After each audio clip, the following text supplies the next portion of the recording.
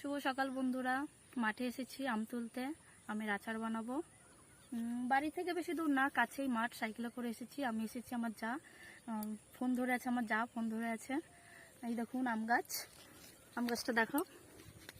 আম গাছটা বেশি বড় না, ছোটই। এই দেখুন মাঠের মাঝখানে লোকে এসেই বেশি আম তুলে নিয়ে যায়, তাই ভাবলাম কটা আম তুলে নিয়ে যাই, বাড়ি গিয়ে আচার বানাবো। এদিকে আসো। এই দেখুন আম হয়েছে, দেখা যাচ্ছে আমগুলো? এই দেখুন সব লুকিয়ে রেখেছে আমগুলো, যাতে লোকে দেখতে না পায়, তুলে কেউ নিয়ে যেতে না পারে। এই দেখুন, এই দেখুন। আমরা তো প্রথমে এসে আম খুঁজেই পাচ্ছিলাম না, যে আম গাছ আছে, আম কই। তারপরে বাবা ছিল মাঠে, মানে আমার শ্বশুর মশাই, ওনাকে জিজ্ঞাসা করলাম। তারপর উনি দেখিয়ে দিল। বেশি নেবো না, 3-4টে আম নেবো, অল্প করে আচার বানাবো। বাইরের দিক থেকে যেগুলো দেখা যাচ্ছে ওগুলোই তুলি, না হলে ওগুলো লোকে তুলে নিয়ে যাবে।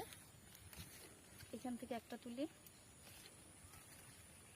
এদিকে একটা আছে। এই দেখুন আমের সাইজগুলো। এদিকটা আসো। তিনটে, আর একটা নিয়ে নি না? হ্যাঁ, ওইখান থেকে নাও। এই 4টেতেই হয়ে যাবে, অল্প করে বানাবো।